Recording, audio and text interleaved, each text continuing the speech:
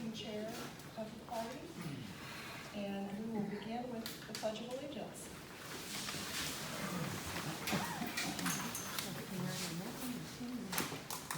I pledge allegiance To the flag of the United States of America and to the republic for which it stands, one nation, under God, indivisible, with liberty and justice for all.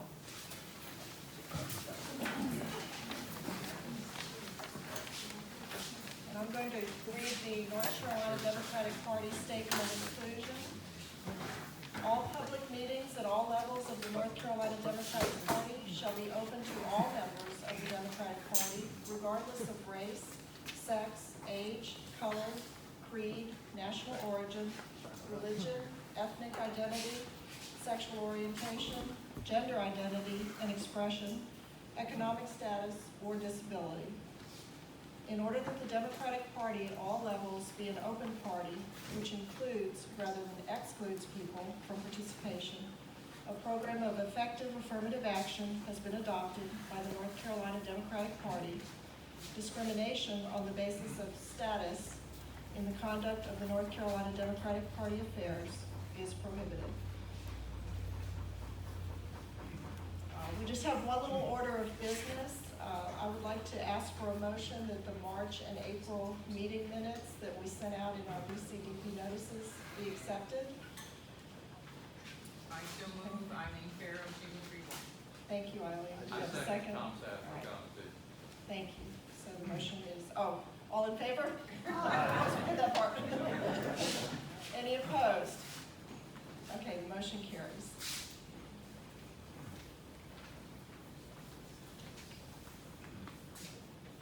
So we are having this special forum tonight because we thought it was important to give you the chance to hear from our candidates one last time before the polls close next Tuesday. This primary election will decide who our standard bearers, our candidates, will be to oppose two key Republican incumbents, both of whom need replacing.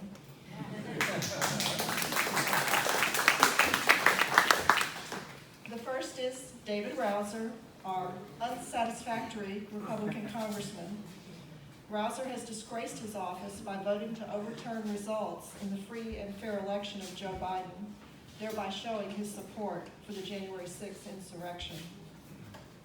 He voted against impeaching Trump, this despite evidence that caused 7 Republicans, including our own Senator Richard Burr, to vote to convict the former president.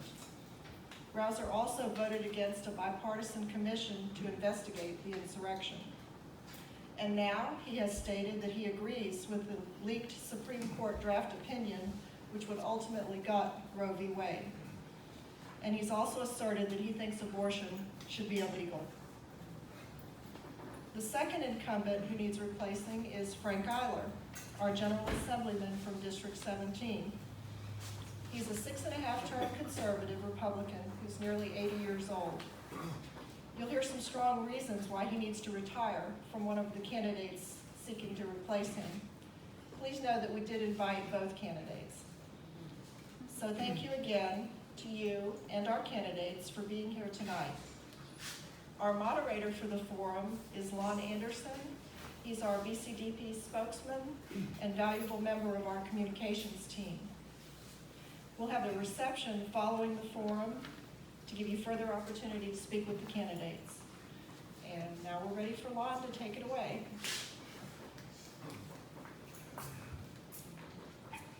Thank you, Shelley. My goodness, thank you all for coming. It's great when you have an event and people turn out for it. So thank you. That's reassuring for the candidates as well as those of us working to put this on. So to get started, we'll lay out some general ground rules. We're going to give the candidates more than 5 minutes now because we have one candidate who's called in and said she would not be able to be here, so we have a little bit more time. So timekeeper, shall we do about seven or 8 minutes, I guess, on the question? Yeah. So each candidate will get 5 minutes to introduce him or herself, and then we'll have a 5-minute Q&A with me, and, well, actually, it's longer than 5 minutes, we just said. Anyway, we'll have a little bit of back and forth. And after all the candidates have had their turns, then we will open the floor for questions from you all. And then we have a little reception. So, since we have only one candidate for the State House seat, the General Assembly seat, we're going to start with Eric Terashima.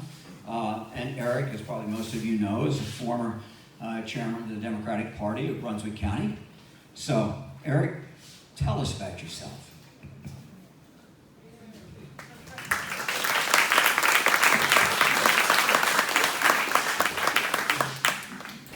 Thank you, everybody. Can y'all hear me in the back? Okay? Use the mic. Use the mic. Use the mic, yeah. You're a little Little low? All right. Well, yeah, just hopefully the mic doesn't do the weird stuff it did. I got it. You corrected the issue? No problem. All right, for those of you who are here at our, one of our events, I think it was the Mardi Gras event, every time I touched the mic, there was some weird short circuit that caused a really bizarre feedback, so that's why I was a little gun shy. So anyways, my name is Eric Terashima, and regarding the chairmanship of the Brunswick County Democratic Party, since Shelley addressed that, I'd like to start with that up front. I've had multiple conversations with the officers in the party over the last couple of weeks, and understanding that I'm going to be neck deep running the campaign in a fight against a 7-term incumbent, I'm going to stay in a leave of absence status through the end of the campaign. The other reason that I was concerned about taking on the chairmanship at the conclusion of the primary is for any potential conflicts of interest, which I figured there would be many coming up, and rather than trying to sift through each one and bog down the mechanism of our party, I wanted to just go ahead and put that off to the side. I think that's better for the party, and I think it's better for me as well as a potential candidate. So that's why we made those decisions. Now, for those of you who don't know me, I was born and raised in Southern California. I then went to the University of Notre Dame and attended there on a full scholarship, Naval ROTC. Upon graduation, I was commissioned in the Marine Corps, and my first duty station was down here at Camp Lejeune. Out of a 30-year career in the Marines, I ended up spending 16 years here in North Carolina.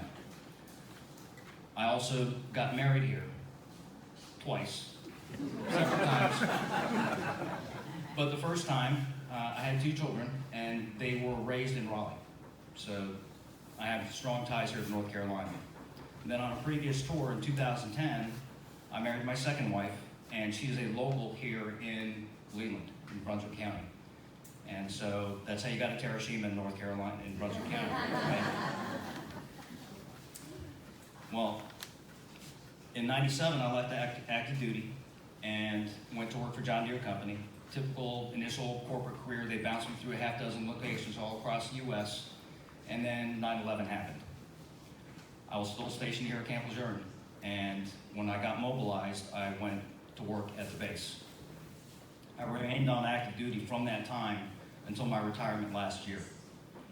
And when I retired, I assumed I got elected to be the chairman for the Brunswick County Democratic Party. So that's kind of my quick life in a nutshell.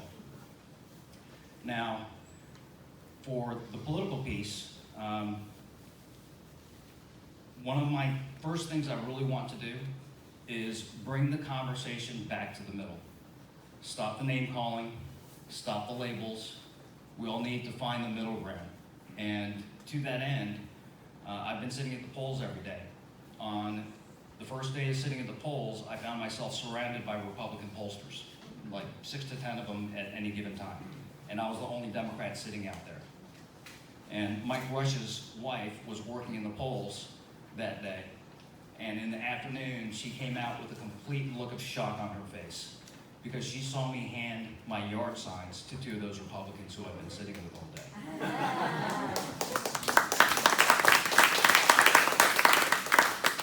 Thank you. So that's the strength that I'm trying to bring to this office. And to give you an idea, that couple are rural Republicans.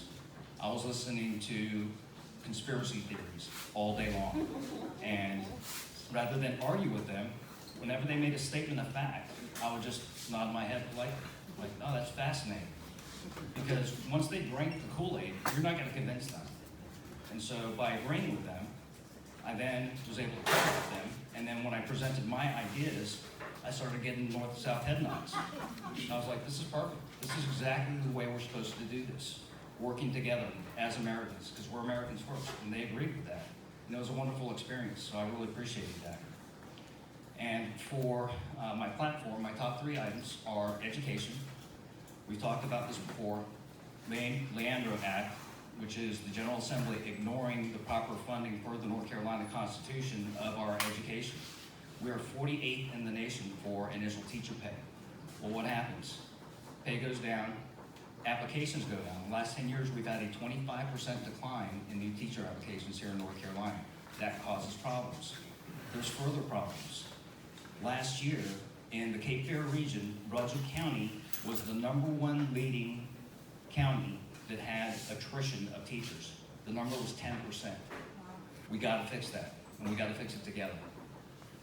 The next part is there was a lack of affordable insurance across North Carolina.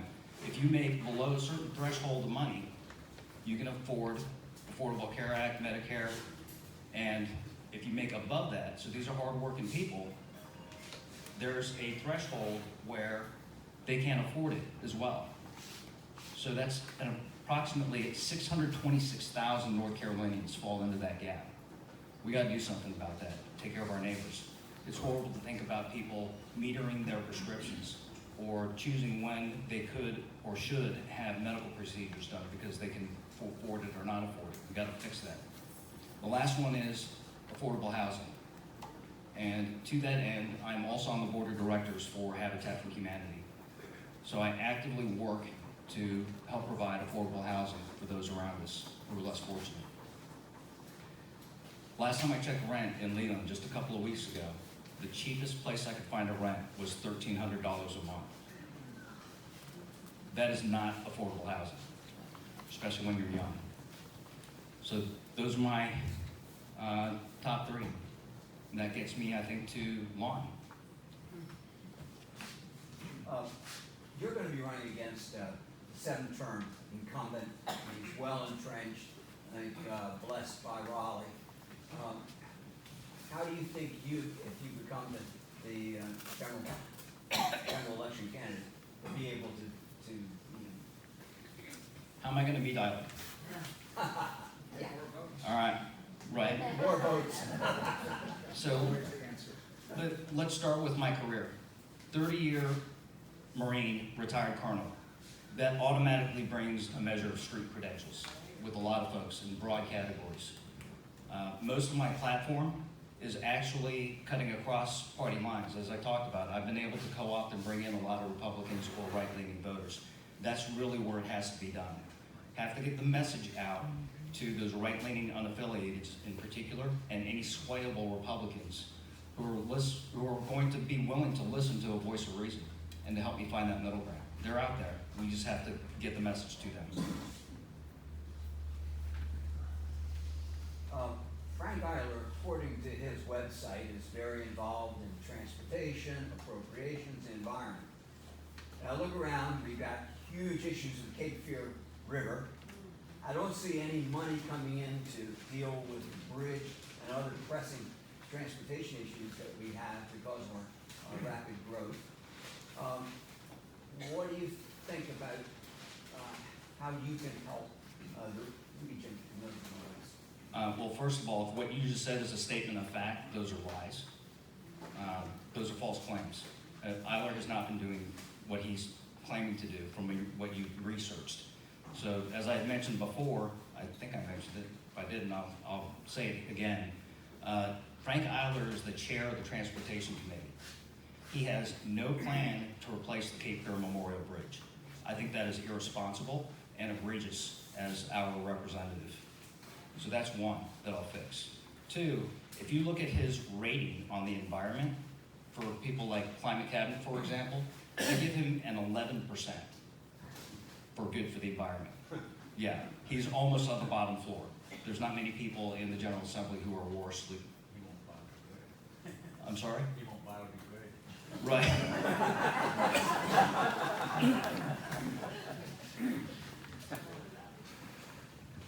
So no, he has a horrible voting record when it comes to the environment. We have a terrible, it appears to be a terrible pollution problem with the Cape Fear River and PFAS. And I attended a hearing last, or a few days ago, and even the state people admitted that they don't really have an idea yet what all of the impacts of PFAS are going to be on the environment, the fish, and the people. Do you have any thoughts on that? I have several thoughts on that. There are hundreds, if not thousands, of chemicals that are untested. We don't know what the long-term effects are going to be, and the chemicals are so pervasive throughout our environment that not only getting into our drinking water, they're coming down as rainwater. They're in the seawater. So when you go to the beach, or if you get caught out in the rain, we have no idea what these chemicals are going to be doing to us in the long term. I think it's incumbent upon the government to start a study to get those things analyzed, because right now, we have been trying to force the companies to do it. Well, if you're in charge of the cheese and you're a rat, are you going to be checking out your own stuff? No, of course not. So we have to find a more reasonable way to do that. You had mentioned education earlier. What are the things you think that we need to do here to really step it up? First and foremost, we have to step up teacher pay. That's the very first thing, especially initial teacher pay, because what we're finding is that we create teachers here in North Carolina, and they look around and they go, well, all I have to do is go to South Carolina, I'll get paid more. See ya. So yeah, we got to fix that. That's the first thing. The second thing we need to fix is the cost of living adjustment for retirees. These people gave us a lifetime of public service, and we are banishing them into being poor. That's a terrible way to treat our retirees, so we got to fix that, absolutely. The last part is that average spending across the United States is a little bit over $14,000 per student. Here in North Carolina, we are $6,000 per student below that average. That's horrible. We need to fix that. Thank you so much. Thank you.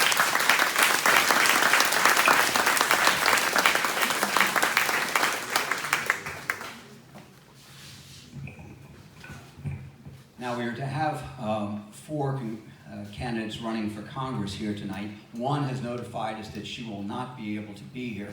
And we have two, and we knew that another, Charles Evans, would likely be late. So with that, first let me thank Steve and Charles. Thank you for being here. And what we're going to do is go in reverse alphabetical order. So Steve, that gets you here. That's what we were striving for. So come on up and tell us about yourself.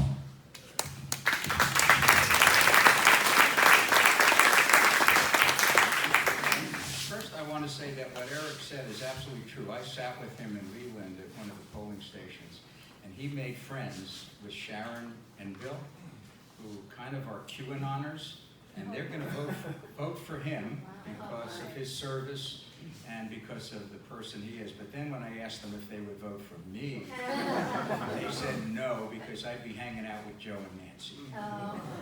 And that's a no-no. Listen, I've actually prepared remarks, so I'm going to read a speech, and if you'll give me a moment, I need to put my glasses on.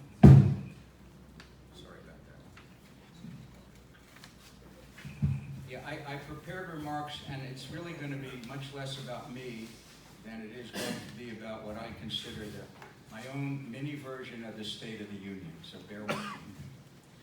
Good evening, Brunswick County Democrats. It's been almost a year and a half since January 6th of 2021, the day I committed to run for Congress to replace David Rouser, who shamefully voted to overturn the 2020 election results. We are living in an unusual set of times, to say the least. For almost 2 years, we were isolated because of COVID. We feared for our lives and the lives of the people we cared about most. We feared for our financial viability as business after business shut down and layoffs skyrocketed. Our government pulled us through with cash payments to individuals, assistance for small businesses, and ultimately vaccines to prevent the worst of COVID. Now we find ourselves in a world of skyrocketing prices and an overheated economy and a planet facing the crisis of climate change. The drinking water in our region is polluted with PFAS chemicals. Our minimum wage will not allow anyone to live independent of government assistance. And our national security is threatened by Russia's genocidal invasion of its neighbor, Ukraine. On top of all that, we face the reality of hard-fought rights being shredded and trampled on. I'm talking about a woman's right to choose. I'm talking about LGBTQ rights. And I'll give you one more, voting rights. Until very recently, it appeared that the number one issue for this campaign was going to be inflation. It is the issues that Republicans will absolutely hammer us on. They will blame the president for high gas, food, and housing prices. Very little of that will be true. I mean, the prices are high, that's true. Is the president to blame? No. We'll get into that. We have answers, but they're complicated. And an impatient electorate might not want a wonky lecture on supply and demand economics. Even though I can provide one, they don't want to hear it. So how do we arouse the segment of our electorate? What message should we carry forward so that we can win? So let's look at the district. By virtue of party registrations, it looks almost even. However, past voting patterns tell a very different story. This is at best, an R+8 district, maybe R+10. A little better than it was before the redistricting by 2 or 3 or 4 points, but still definitely a Republican district. And don't let the large number of unaffiliated voters fool you, because only about 10% of them are true swing voters who will say, yeah, I like the candidate, yeah, I like the message, yeah, I'll vote with them. And oh, by the way, running for Congress is different than running for the State House. The State House, they might like the individual. When you're running for Congress, you are going to be a pal of Joe and Nancy and Chuck, whether you like it or not. And that is, for Republicans, an absolute no-no. I see only one path to victory. It's turnout. We must reach 60%. We reached 50% in the last midterm, and the Republicans were at 50%, and Kyle Horton ran a good race and still lost by 10 to 12 points. So, the question is, how do we get to 60%? What's the message that we will carry that will bring them? As much as I believe that fighting climate change and the transition to renewables is essential to our planet's future, it's not really a resonant issue with voters, nor is a promise of bringing home the pork. I'm afraid that a promise of a new building or some beach nourishment funds or change to an agricultural tariff, it just won't do the trick. No, I believe the issue for this campaign, the only big issue, is a woman's right to choose and all other rights that this ultra-conservative Supreme Court will target for the trash heap. Same-sex marriage, voting rights, housing discrimination, and more. We must galvanize a public that supports a woman's right to choose by a 2-to-1 margin in this country. Ditto for same-sex marriage, 2-to-1 or better.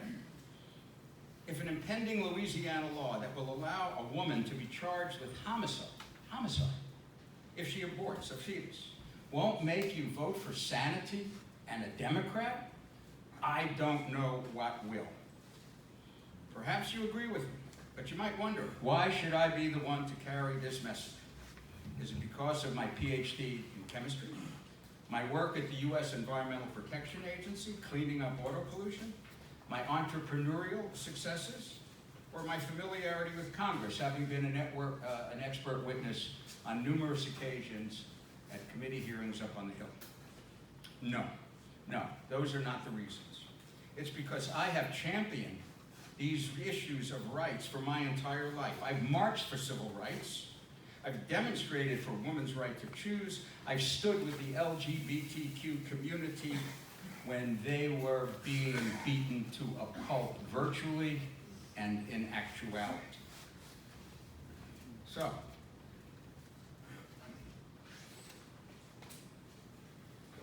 I want to say that the laws that have been passed in Texas, Kentucky, and Mississippi and other states have been allowed to stand by the Supreme Court.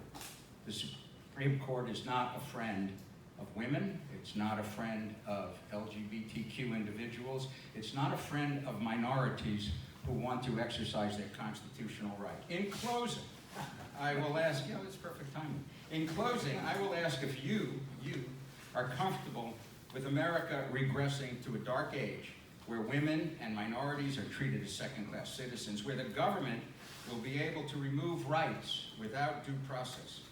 I am not. In the words of Edmund Burke, the only thing necessary for the triumph of evil is for good men and women to do nothing. It's time for all of us to stand up and do something. Thank you.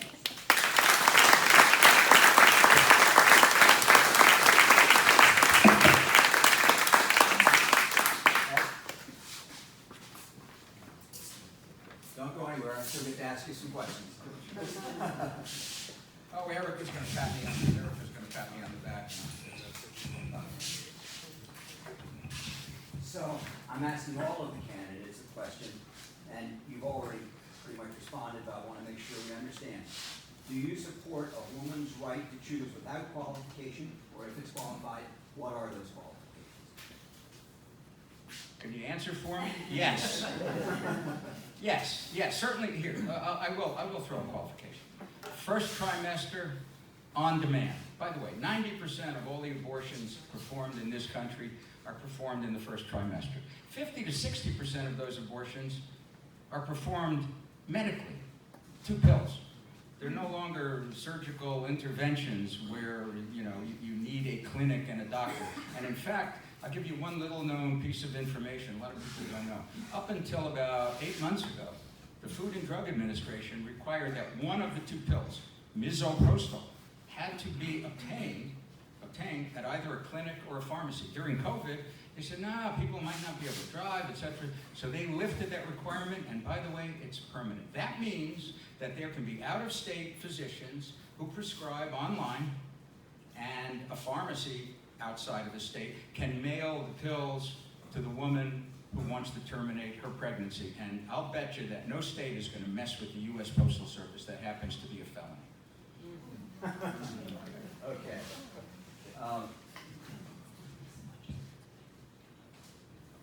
David Rouser voted on at least 3 times to oppose infrastructure bills proposed by Joe Biden. Bills that some of which were passed and have meant hundreds of millions of dollars in infrastructure money. Billions. Yeah. Just a few Yeah, zeros. for North Carolina. So, would you work to bring as much bacon home as used to be the norm? Well, let me address that issue. When we talk about the bacon, there used to be, and they've just brought it back after about a 20-year hiatus, something called an earmark. That every member of Congress could, pick a pet project, sometimes 2, not for a whole lot of money. We're talking 3, 4, 5, 6, 7, 8 million, not billion dollars. But the big money that you get to bring home is through committee. Let's say on the Transportation Committee. If we want that new bridge, it's not going to be an earmark. It's going to be a general pot of money that gets given out to all the states, and then the states get to determine what they're going to do with that big pot of money. There's going to be no earmark for $15 billion to replace the Memorial Bridge over here. No, that's not going to happen. So pork, and that's the definition of pork, it's the earmark. It's oh gee, we're gonna get a new school, I'm gonna give you money for a new school in such and such a county. Yeah, that's small potatoes. The big potatoes are getting big pieces of legislation passed out of committee, whether it's Transportation Committee, Agriculture Committee, etc., and that's where the big money is going to come from. And the answer is yes. If there are specific issues here that are going to help the farmers, that are going to help the citizens of the major cities here, Wilmington, Fayetteville, the answer is yes. You work on those, but you got to work on that collegially. That's not going to be me saying, hey, I want $3 million for beach nourishment for Wrightsville Beach or Oak Island or Sunset Beach. That's not going to, you can get that, but that doesn't help 7 counties in this district. Were you to win the nomination, what do you see your path to victory? I mean, we've got an entrenched multi-term congressman who is... I try to adjust that in my remarks, and my remarks said, if we get the same turnout as Republicans, we lose. I'll repeat myself. If we get the same turnout as Republicans, we lose. We need to get 10% more turnout than the Republicans do. That's the path. And the issue is, how do we get that? We're no longer just a rural county, just a rural district. You throw Fayetteville, Wilmington, the burgeoning parts of Brunswick County together, that's 60 to 65 or more % of the electorate here. We're about 800,000 people. Cumberland, New Hanover, Brunswick together are over 600 some odd thousand people. So we have a semi kind of quasi-urban environment.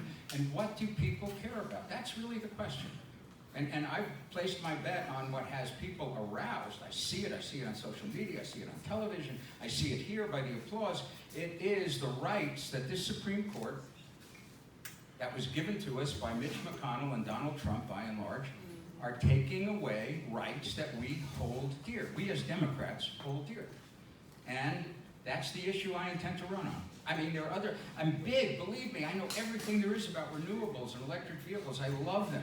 I wish I could tell people, please, it's the most important issue, that we have to deal with, is saving the planet. Get rid of carbon dioxide emissions, switch to solar and wind and electric vehicles. And it will happen, and it is happening, but it's not going to be that which gets people out to the polls. Another question. Okay, I have one question that I'm also asking the others. I want to ask you. If your bid to become the Democratic Party's nominee to replace Rouser fails, will you actively support the winning candidate? I'm a Democrat. I think the answer is kind of obvious, yeah. But another but here. I have candidates in New Hanover County. My friend Dorian, where are you? Stand up. Dorian's running for school board. I'm actively supporting Dorian tomorrow. Okay? I've got people running for commissioner in New Hanover County. There are plenty of, if I have lots of time, I will be writing speeches for Dorian. I will be writing speeches for Eric. I will be helping out every Democrat that I know, not just in the congressional race, but also in local races.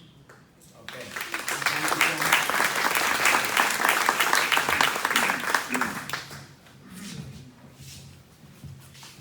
Charles, you're on the hot seat. Come on. Good evening. Let me say it's a pleasure to be with you. I'm State Representative Charles Graham, and I'm going to talk to you from a different perspective. I'll talk to you about my platform, which is something that I've had the opportunity to legislate on as well. But let me tell you who I am. I'm State Representative Charles Graham. I've had a chance to serve you in the General Assembly for 12 years. 6-term Democrat. Had the chance to serve on many committees in the General Assembly. Education being number one because I'm an educator. I'm a retired educator. Left public education in 2006.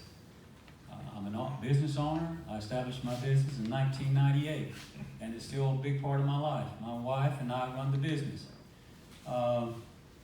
Went to the General Assembly in 2011, beat a 9-term incumbent who was a Democrat. And the reason I did that is because I felt like the legislative process needed someone who would speak to education. And that was my number one reason for going to the legislature, because I felt like got plenty of lawyers, many lawyers, too many lobbyists, and I wanted to go up and be a voice for our youth, our children, our teachers, our educators, and do those things, propping up public education. My wife and I run our business. My wife is Latina, Peruvian. We've been together approximately, I think I'm telling them right here, 30 years. And we have 3 children. Got a son who's graduating tomorrow from UNC Charlotte.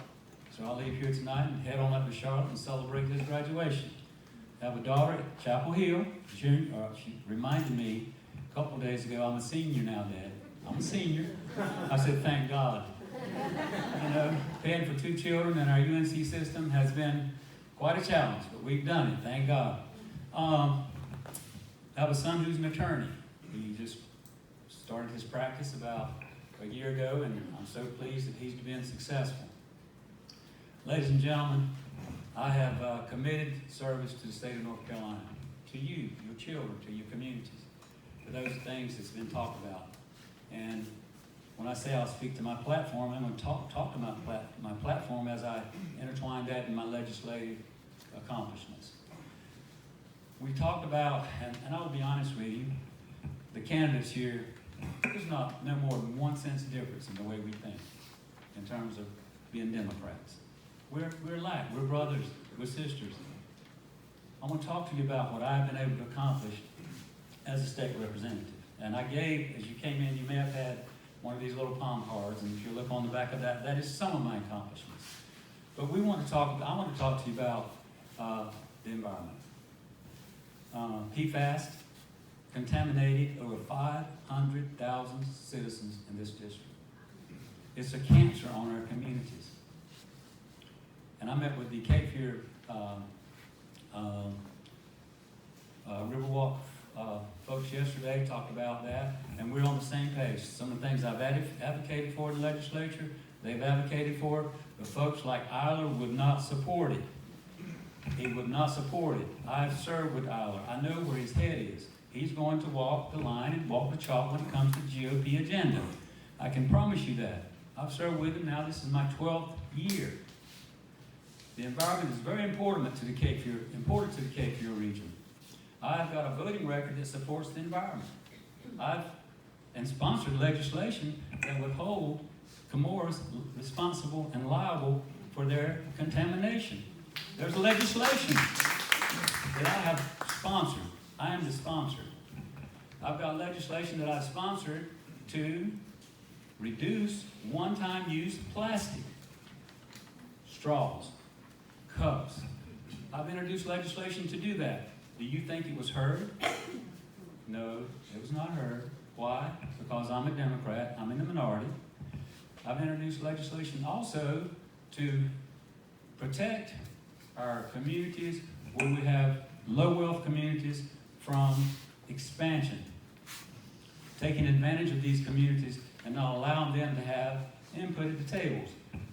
That's very important. And I have legislation to demonstrate that.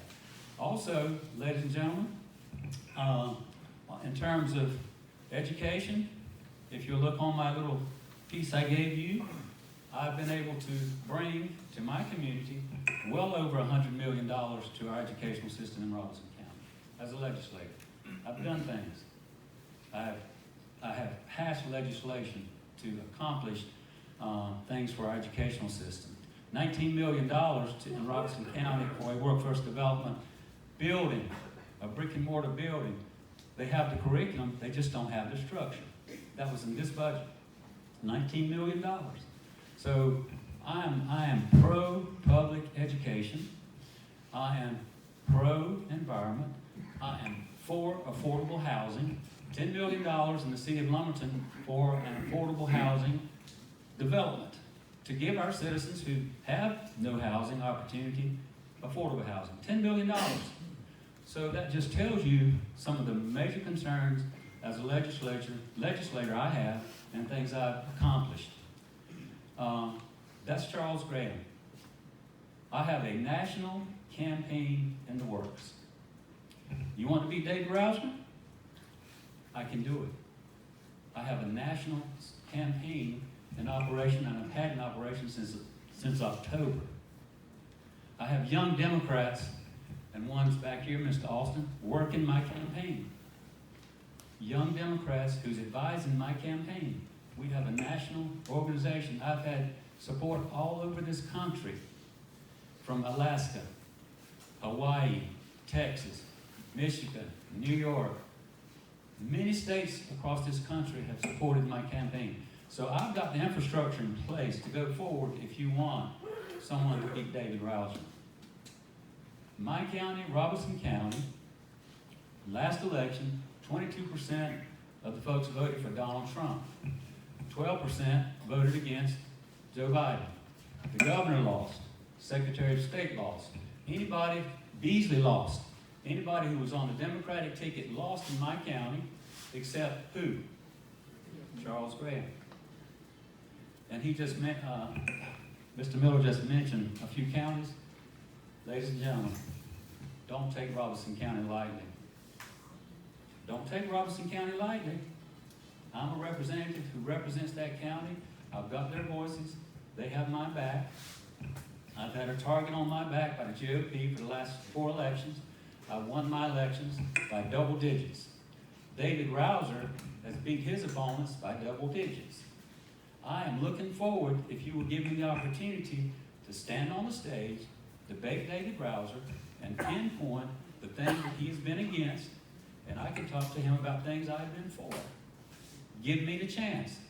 If you give Charles Graham the chance, I will be the greatest challenge that guy has ever had in his 4 terms in Congress. I promise you that. My time up? Yes, sir. Thank you.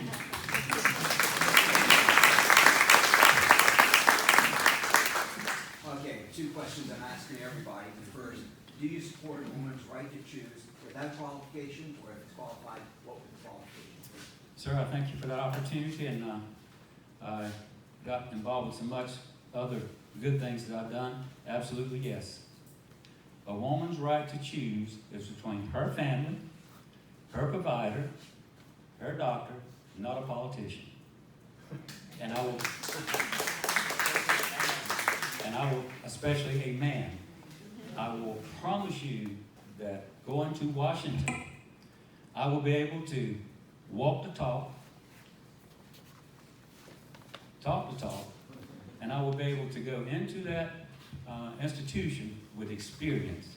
And I think experience should matter in this election. I'm an experienced legislator, and the women of this country and of this state will have my support 100% to choose what you do with your body. Let me say one other thing. I've had several votes in the General Assembly that have been pro-reproductive health rights. Do you realize that? I've had votes that have supported women's reproductive rights. Please understand, that's very important to me. It's important to my grandchildren. It's important to your grandchildren. It's important to your children. And you will have a voice with experience to go to Washington and stand up for a woman's right to choose. LGBTQ, same attitude, same advocacy, abortion, birth control, same thing. Because we can see things coming on the horizon. Does everybody agree? You can see it coming. And I will tell you this, if you want to help Joe Biden, send Charles Graham to Washington. If you want to help our president, send Charles to Washington. Because David Rouser has already proven back in January that he's not going to support a damn thing that the President of the United States stands for. And I can call him out on that. Thank you. Do you believe that David Rouser ought to be disqualified from holding office for his votes on the unsuccessful attempts to overturn the 2020 election in support of January 6th? I think he should be held in contempt. We fire him. We vote him out of office. That's what you do. Now, if you folks think, have you been watching the media, the news about Marjorie Taylor Greene, did you see what the judge decided? Oh, give her a free walk. She did nothing. Let me beat Rouser. That's his penalty. That's his penalty. That's what he deserves. And if I get a chance, that's what I'm gonna give him. I won't tell you what we call it back home. But that's what I'll give him. Now, you said you're an educator and that in the legislature you've raised over $100 million, I think you said, for school. If were you to go to Washington, what do you think the federal government needs to do to help educate people? Well, of course, you saw what happened with the Trump administration, and I've seen what's happened in the General Assembly. The General Assembly's doing every damn thing they can to privatize education, virtual education, homeschool education. They're taking tax dollars and giving it to private citizens to educate their children. You know, I don't have a problem with somebody who wants to educate their child in their home. I have no problem with that. Let them pay for it. Let them pay for it. Just that simple. If they got the money, let them pay for it. You know, virtual education, we see skyrocketing across this state. And it's because the General Assembly is giving these institutions tax dollars. Your tax dollars, my tax dollars, pulling from our public education, leaving at-risk children in our public schools. Ladies and gentlemen, I'm a special educator. I worked 15 years trying to uplift children who needed a voice. 15 years in the classroom for those children who couldn't speak. 15 years in the classroom for those children who couldn't add 1 + 1 or couldn't read the, is, and are. They needed a voice. I was that voice. And that's the voice I'll be for public education. Our institutions in Congress need to understand the value of a good, sound, quality public education. Folks like Eiler, they don't care. They don't care. They're propping up the 1% and 2% who can pay for that. And next question, I'm sorry. Oh, that's all right. Last question.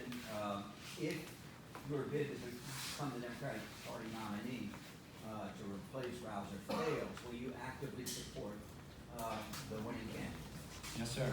I'm a Democrat. I believe in the Democratic values.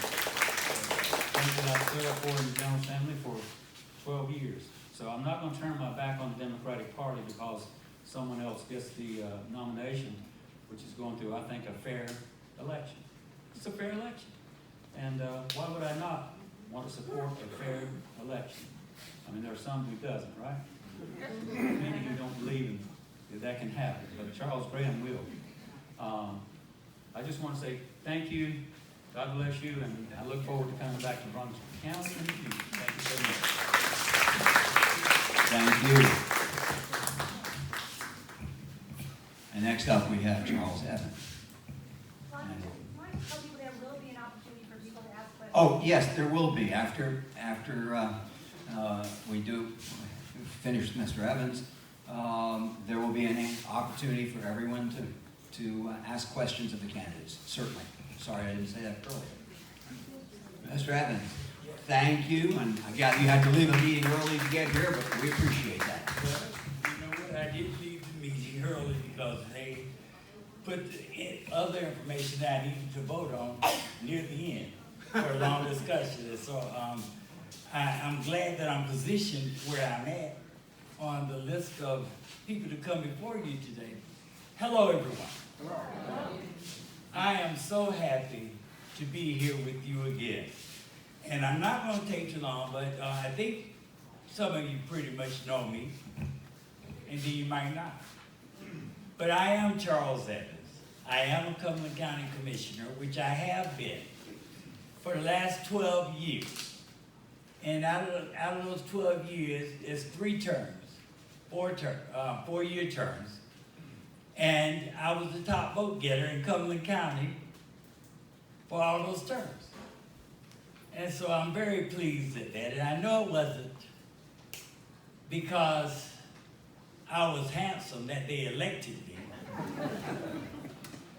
But I do know that one thing that I pride myself in is my work ethic. I was in the military for a period of time. I worked for airlines a period of time. I did all of that. for a period of time. So I've been really serving people all my adult life and my youth. If you got some of my cards, you see me posting numbers from elections. I served on the Fayetteville City Council for 4 years.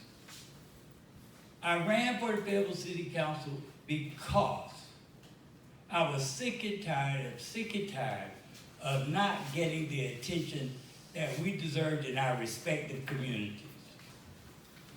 I got tired of individuals promising this and promising us that, and it never came to fruition. It had gotten to the point, as I was getting older, that I realized after the election that people would tell you anything to get elected. And it's sad.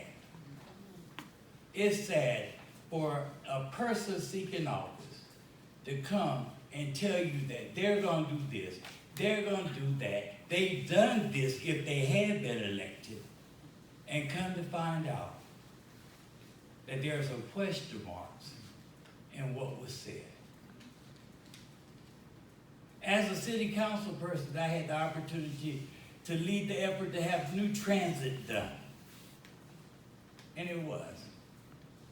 We have a new bus station too.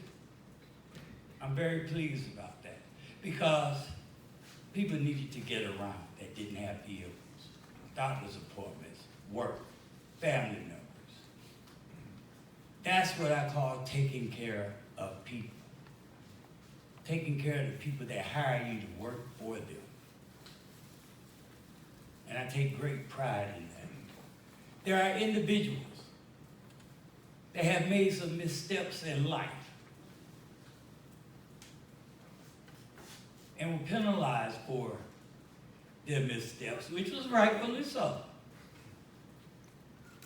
But once they paid their debt back to the community, then something had to be done.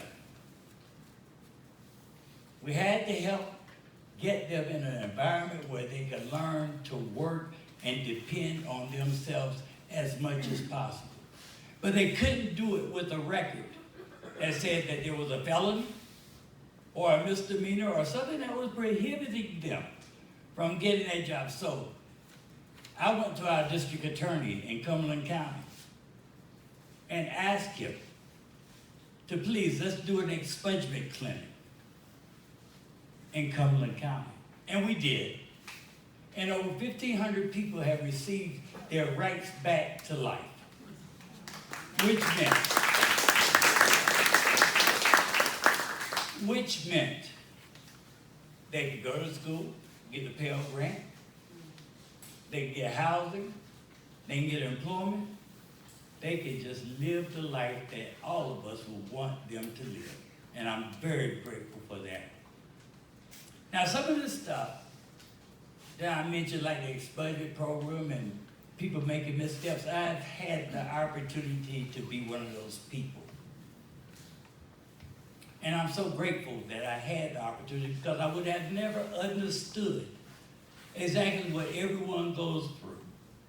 Someone said on a Zoom call one day that, I don't know, federal government, because I talk about the missteps that people made and what needs to be done to correct them, to help them become that productive member of the community. But I think I do. Because all politics is local. Even the items that are brought before us from our Congress people start somewhere. And so I beg to differ to this gentleman. I promise you, I am not one of those persons that's going to give you lip service to serve and represent you. I'm going to do it because you would have given me the opportunity to work for you. You will hire me. And I know a little bit about serving. I know a little bit about it. It might not have been on a state level or with some company that exists. It's because I've had the opportunity to serve citizens in an elected capacity for 16 years. And if you're like me, you're sick and tired of being told that things are going to transpire and they never ever happen. We need someone who is committed. We need someone that's a true Democrat. That's going to stand for the issues that we represent, that we care about. Not second guessing ourselves. What we should do on behalf of the Democratic Party, we should know.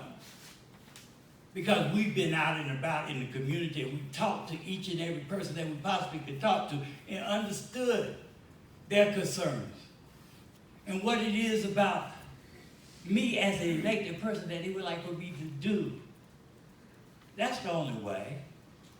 That's the only way I would know how to work for you. So, I just got the finger.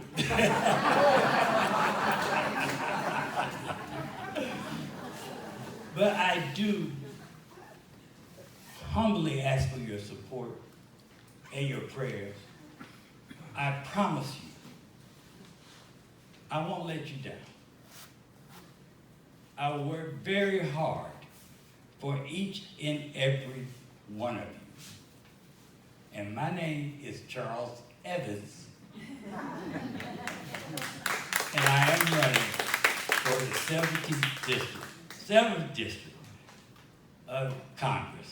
Thank you so much. The first question is asking each candidate, do you support a woman's right to choose without qualification, or if you have qualifications, what would they be? Oh, damn. It's a shame that you have to ask that question. It really is. Definitely, I support a woman's right to choose. I support everybody's rights to choose.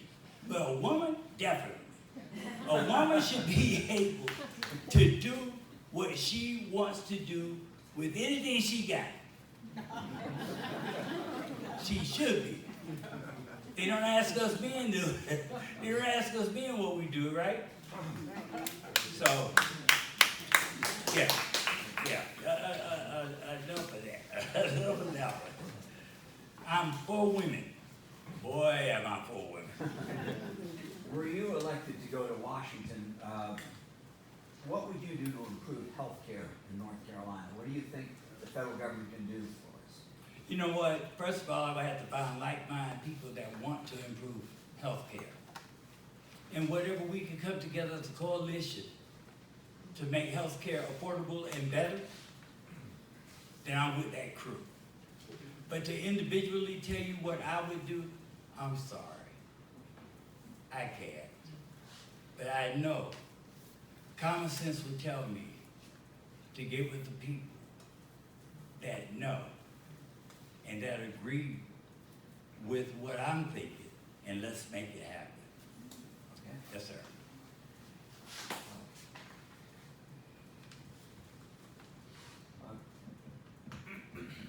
David Rouser is a multi-term congressman. He's part of the establishment. He's well-funded. How would you plan to defeat him in the general election? With a lot of prayer.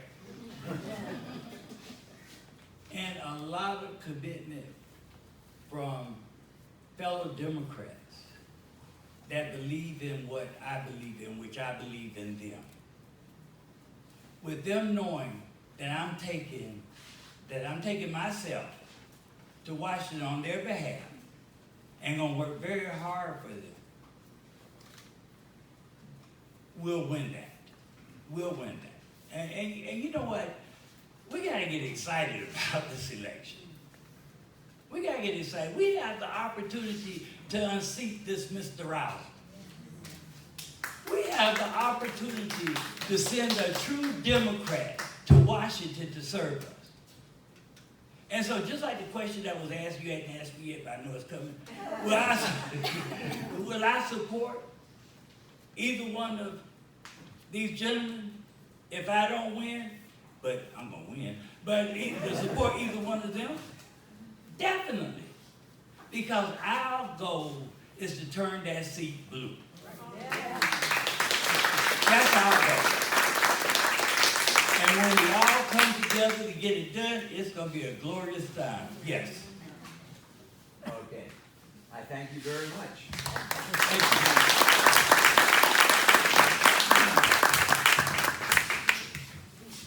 Okay, folks, I know you all been waiting, chomping at the bit to ask questions, so it's your turn. And by the way, shall we give everyone here a big round of applause? All of you are damn good and so far. Okay, questions. Please identify yourself and tell me who you want to ask your questions to. Yes, sir. Guys, stand up. Please, if you would. Here. I wanted to know how you all feel about this paying off $10,000 for the college education. I mean, are you for this? I have a daughter who still has college debt.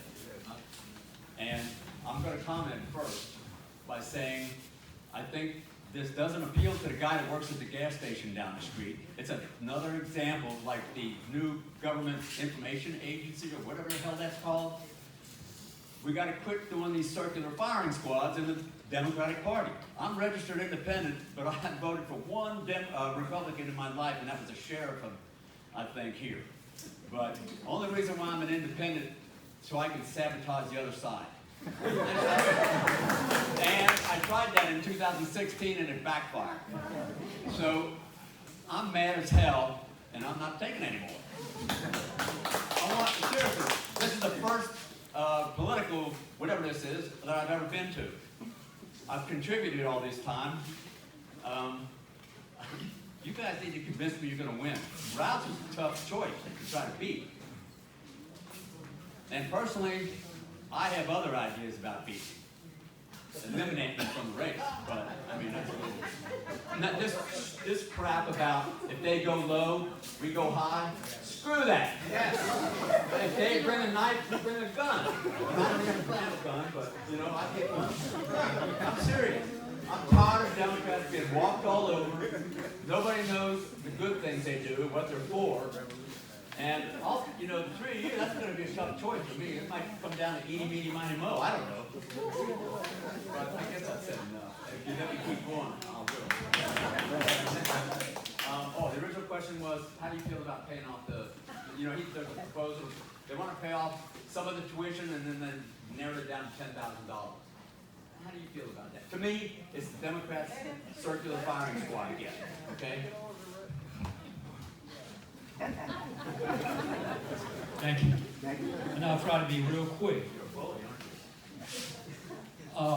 Thank you for your passion, sir. I thank you for your commitment to democracy.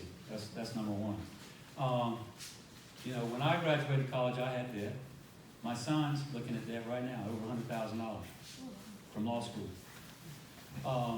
I would support students who go and they choose a profession, they work in that field, and after they've committed themselves into that profession, they get their loan forgiven.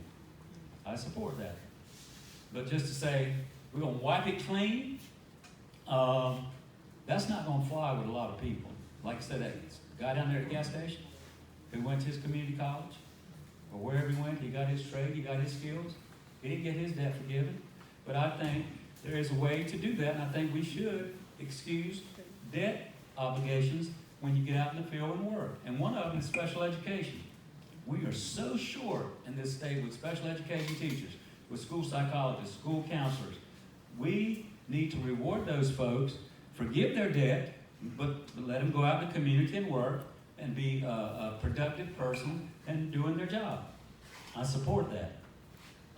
David Rouser is going to be a tough cookie to beat. Now, I said earlier, I've raised money from over this country, all over this country. You better have something in your hip pocket to beat David Rouser. And if you don't, you're in trouble. Because he's $1.5 million right now. So you got to be able to raise money. And I can do that, and I've proven that I can do that.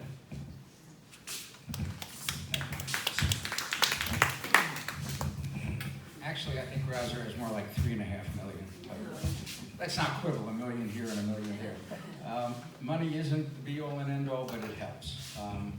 Sydney over there works for me, and she can tell you that if I had more money, she'd get more money. But I think it's not just the guy at the gas station who might not be happy if we started paying off people's debts. It's also the guy who already paid his $30,000, $40,000, $50,000, $150,000 and didn't have it forgiven. So you got an awful lot of competing interests here. What I would like to propose would be public service. If you do a Teach for America, it's not that you get a, yeah, you can clap. I'm not opposed to applause. I don't think it's a matter of just getting out into the workplace and having a job, being a productive citizen, because at that point you're paying taxes. So you're helping your economy. But if you're going to do public service, and we can have government, federal government, set up public service beyond Teach for America. There are many other ways. You can get people coming out of nursing school, let's say, that are willing to work in rural areas, doctors coming out, willing to work in social workers. We need to set up a public service program. And I'd like to answer one other question that was asked before about health care. At the federal level, what can we do about health care? We can't expand Medicaid because that's a state function. The government already passed an Obamacare expansion of Medicaid. What we can do, and Joe Biden promised it, and it's disappeared, is to have a public option. My view of the way we get to Medicare for, I'm sorry I'm going off on another tangent, but you asked the question, I want to answer that one. You didn't ask it to me. Get a public option that's still with private companies, but you got essentially a single payer, and they're going to dole it out to private companies to handle it. And then what's going to happen is people are going to say, oh, it's better, it's cheaper, I'm going to leave my private insurance company, I'm going to go there. Small businesses are going to say, why should I keep paying what I'm paying? I'm going to give my employees $7 or $8 or $9 or $10,000 bucks. Let them go buy the public option. 20 years from now, the public option becomes one single payer for almost everybody. That's my solution. Thank you. Did you want? Since it wasn't. Answer to your question, yes. I would welcome that myself. I am now a student, and in my last few months of getting my bachelor's degree, and along with it came with a bunch of student loans. And so, yes, I would help work hard to make sure that the student loans are taken care of. But I agree with this young man.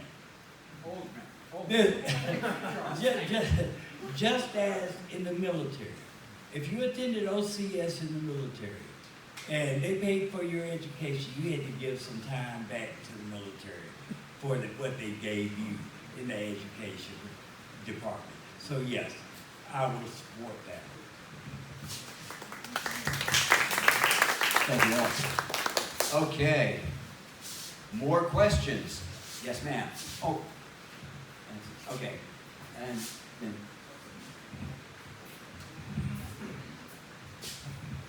My name is Barbara Kuczynski-Gilbert. My question is for you primarily, Mr. Graham. I would like to know your stance on late-term abortion. I've read some various troubling articles, and I would like to know where you stand.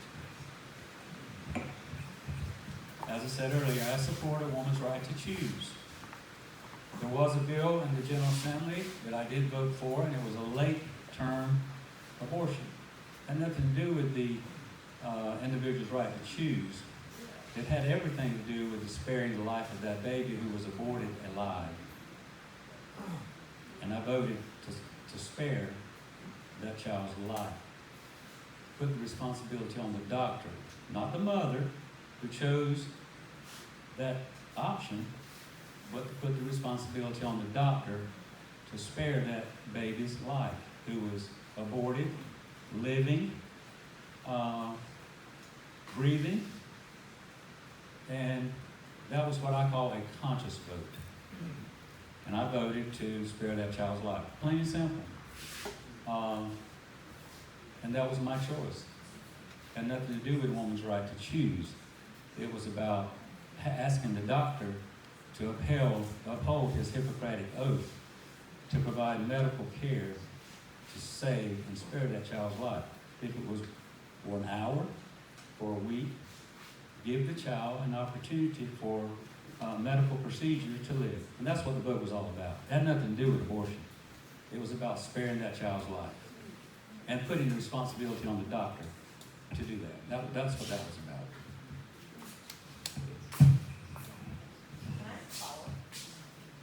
Sure. Okay. How is that not completing the right to choose though? Or the right to left? Like how is that not a Republican argument then?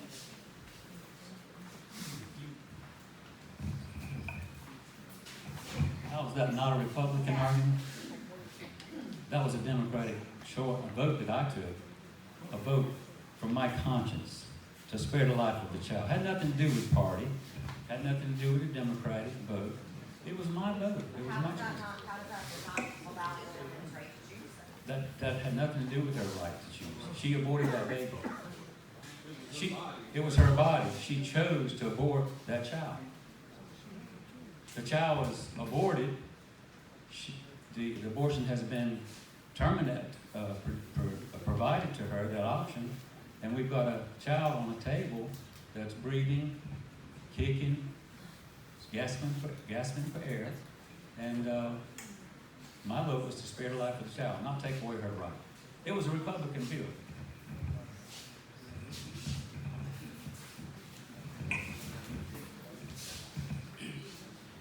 I just had a question for all of you guys. I wanted to know, would you introduce and pass legislation to end seclusion and restraint in schools?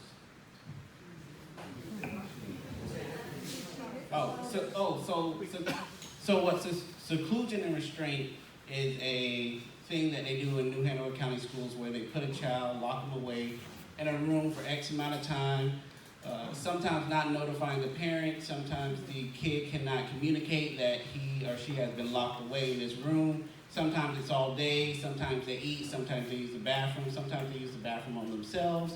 And it's just something that they practice in New Hanover County, and there can be law passed to end it.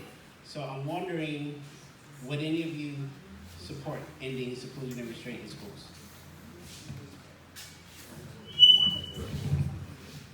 Oh, yes, sir, absolutely. You know what? We send our children to school to get the best education possible. I'm a public school recipient. And when you send our children, we send our children to be protected and taken care of. So whenever that parent comes at 3:30 or whatever the time is now to pick them up, they don't want to hear anybody. I had to lock your child up for 8 hours. I had to restrain them or put my knee on their neck. And that has happened. And so, sir, any policy, well, first of all, let me find out this.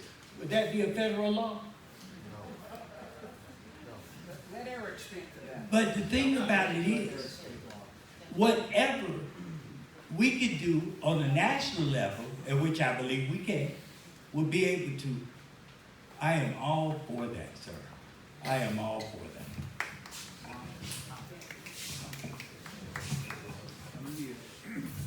Thank you, Mr. Cromartie. I'm a mental health provider. I have a program that provides mental health service. I did that in Pennsylvania for 3 years at a special school that had some of the worst behavior children in southeastern Pennsylvania. They could not function in a public school because of their behavior, which was interfering with learning. So in Pennsylvania, that was a practice, but it was only used when that child was a danger to himself, the teachers, or their peers. And that's when that practice was used, a restraint. And we had timeout rooms to put that child away from harming himself or others. I have a mental health program today in Lumberton. We don't use restraints. I don't lack restraints. What we do is we notify the parent, we notify law enforcement to come in and intervene, protect that child, get him in a safe place, and use their procedures to get that child in a safe situation. We don't restrain children. I don't buy that, and I haven't since I've been in Pennsylvania. But that is practiced throughout this state, and I don't support it. But you got to have something in place to take care of a child who's a danger to himself, the staff, and others. And my response to that is, we get the parent to sign an agreement that if that child's out of control, they pick that child up, and if they can't handle that child, then police would be called in to help in that situation. So I just don't believe in restraining children, but there are times when those children are out of control and they need to be controlled, and we use best practices. Mental health says you use best practice, and you have to use that to make sure those children are not harmed. Best practice. You know that bond, sheriff would come in and 0 to 60 seconds, and that kid is wrong. I think So something has to be done, either you provide funding, staffing, so that there are enough people that there are enough people that will come in and do that. But you can't just say eliminate the solution without providing the facilities to. That's not his question.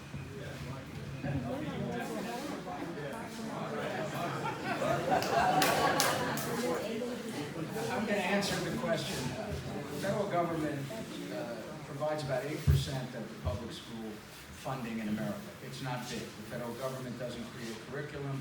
They don't create policy of the kind that Dorian asked about. My answer to that is I would not introduce it because I'd get laughed off the floor of the House of Representatives. It's not something. It's something that gets handled locally or perhaps at the state level.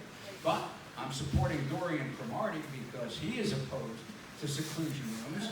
And the other thing is we have Eric here who's running for a state office. I think he should be able to speak to it also. So I've given you a few answers. Now I'm giving the mic to Eric.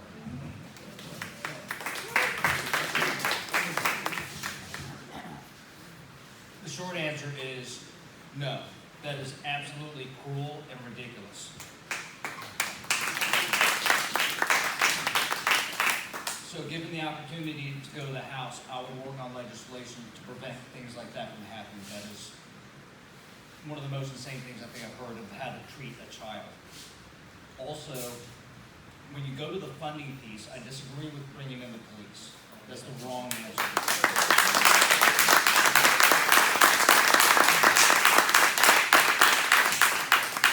I don't remember who mentioned it, but what we need are psychologists, sociologists, Department of Social Services. That's the appropriate entity. We need empathy.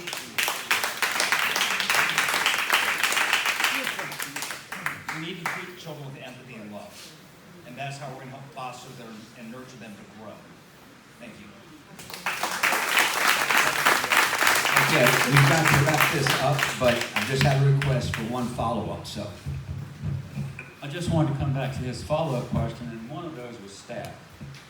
If you're going to have staff and facilities, if you're going to have that type student, and you know you've got that population, then you need to have staff, because those children are subject to go off at any time, and that's the program that I was in. I was a special ed teacher in that program, so we had staff.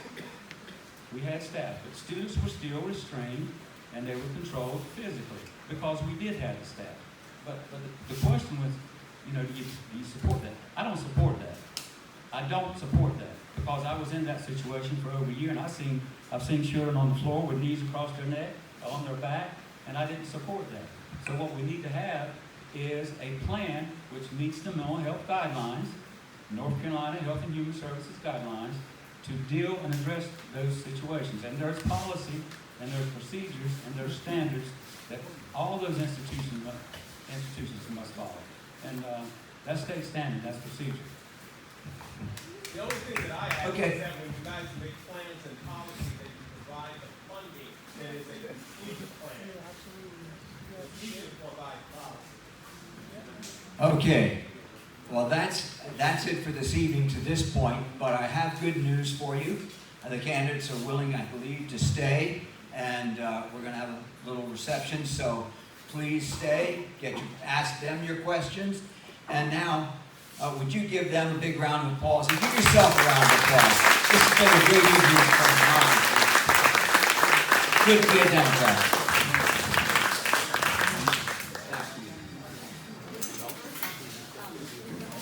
I'm just here to formally end our meeting. Before was within the context of the meeting. Can you hear me? Is that the issue? Okay. I make a motion. Well, yes. I make a motion To end the meeting. be adjourned. I second the motion. Lots of seconds. Okay. All in favor? Any opposed? Okay. Time for refreshments. Please help yourselves, and thank you all for coming this evening.